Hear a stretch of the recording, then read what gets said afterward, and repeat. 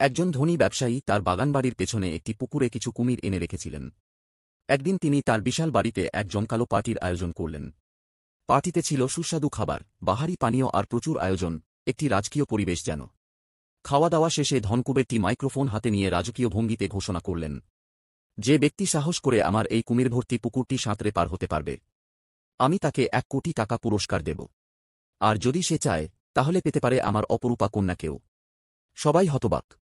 এত বিপজ্জনক চ্যালেঞ্জ কেই বা নেবে? ঠিক তখনই ঝপাত করে পানিতে কিছু একটা পড়ার শব্দ।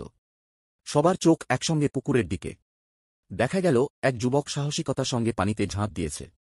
তার পেছনে 3টি বিশাল কুমির পাগলের মতো তাড়া করছে। যুবকটি প্রাণপণে সাঁতরে চলেছে, জীবন যেন তার দৌড়ে লেগেছে। শেষ পর্যন্ত সে পুকুরের অপর পাড়ে পৌঁছে যায়, গা ভেজা, নিঃশ্বাস প্রশ্বাসে হাপিত্তেশ করতে করতে মাটিতে বসে পড়ে। ধনী ব্যবসায়ী দৌড়ে এসে অবাক হয়ে বললেন, আমি সত্যিই ভাবিনি কেউ এটা পারবে। তুমি এক সাহসী যুবক। বলো, তুমি কি চাও? 1 কোটি টাকা, না আমার কন্যা।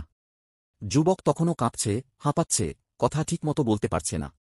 শেষে কিছুটা সামলে নিয়ে কাঁপা গলায় বলল, আমি টাকাও চাই না, আপনার মেয়েকেও চাই না। আমি শুধু জানতে চাই, কে সেই শালা, যে আমাকে ধাক্কা মেরে পুকুরে ফেলে দিল।